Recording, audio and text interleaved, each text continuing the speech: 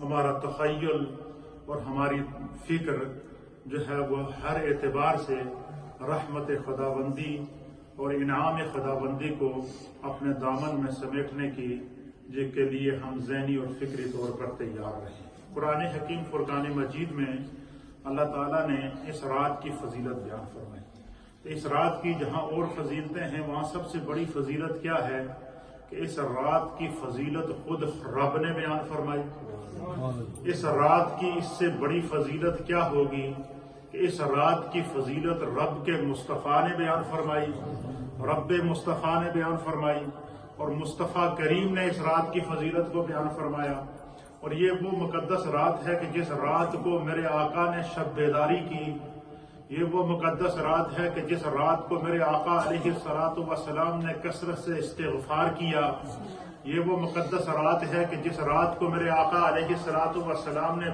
پوری رات قیام کیا،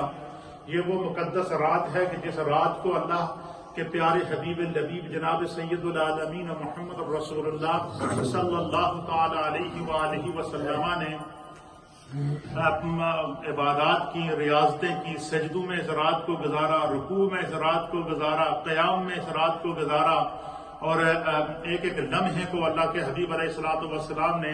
اس رات کو اپنے رب کی رحمت اور حصول اور دعاؤں اور مناجات کے اندر گزارا۔ اور یہ سارا کام کرنے کا مقصد کیا تھا؟ حضور کی ذات تو سید الکائنات ہے، حضور کی ذات تو امام الانبیاء ہے، حضور کی ذات تو وجہ تخلیق کائنات ہے، حضور کی ذات وہ ہے کہ جس کی مغفرت عامہ کا اعلان خود رب نے کیا ہے، حضور کی ذات تو وہ ہے کہ جب میدان محشر ہوگا اور مقام محمود لگے گا اور پورے محشر میں حضرت آدم علیہ السلام سے لے کر نبی پاک کی امت تک جتنے بھی جو اہل ایمان ہوں گے، اللہ کے حبیب علیہ الصلوۃ والسلام قیامت کے دن اس مقام محمود پر بیٹھ کر ہر ایک کی شفاعت کریں گے۔ وہ محبوب جو ہر امت کی شفاعت کرے گا، وہ محبوب جس کے در پر آدم علیہ السلام بھی حاضری دیں گے، وہ محبوب جس کے در پر موسیٰ علیہ السلام بھی حاضری دیں گے، وہ محبوب جس کے در پر عیسیٰ علیہ السلام بھی حاضری دیں گے، وہ محبوب قیامت میں جس کے در کے اوپر ابراہیم علیہ السلام بھی آئیں گے، موسیٰ علیہ السلام بھی آئیں گے، اسماعیل علیہ السلام بھی آئیں گے، علی ھذا القیاس کم و پیش 1.25 لاکھ انبیاء اور مرسلین اس در پر قیامت کے دن آئیں گے اور میرے مصطفیٰ مقام محمود پر بیٹھ کر تمام اہل ایمان کی سفارش کریں گے، اور اللہ آپ کی شفاعت سے اہل معاشر کی بخشش کا اعلان فرمائے گا۔ یہ سب کچھ اعلان اللہ کی طرف سے ہو چکا ہے، ان مقامات کا مصطفیٰ کے لیے تعین خدا کی طرف سے ہو چکا ہے، ان مقامات کی نشاندہی اللہ کی طرف سے مصطفیٰ کریم کے لیے ہو چکی ہے۔ اس کے باوجود میرے مصطفیٰ پوری رات جاگ رہے، اس کے باوجود میرے مصطفیٰ پوری رات استغفار کر رہے اس رات کو، اس کے باوجود میرے مصطفیٰ آنسو بہا کر اپنی ریش مبارک کو، اپنی داڑھی مبارک کو، اپنی لحیہ مبارک کو گیلا کر دیں، اس حد تک کہ میرے مصطفیٰ کریم جو ہے وہ گڑ گڑا کر اپنے رب کی بارگاہ میں اتنا دعا کریں اور اتنا لمبا سجدہ کریں کہ ام المؤمنین کہتی ہیں کہ سرکار نے اس رات کو اتنا لمبا سجدہ کیا، اتنا لمبا سجدہ کیا، اتنا لمبا سجدہ کیا کہ میں انتظار کرتی رہی، 1/3 رات گزر گئی، مصطفیٰ نے سجدے سے سر کو نہیں اٹھایا، آدھی رات گزر گئی، مصطفیٰ کریم نے سجدے سے سر کو نہیں اٹھایا،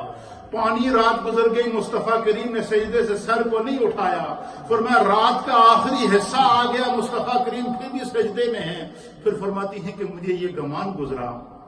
میرے ذہن میں یہ خیال آیا کہیں ایسا تو نہیں کہ سرکار دو عالم صلی اللہ علیہ وسلم کی سجدے کی حالت میں روح پرواز کر گئی ہے۔ آپ کہتی ہیں ام المؤمنین کہ میں آگے بڑھی اور میں نے سرکار دو عالم صلی اللہ علیہ وسلم کے پاؤں مبارک کو ہاتھ لگایا، آپ کے پاؤں مبارک کو چھوا تو سرکار نے اپنے پاؤں کی انگلی کو حرکت دی۔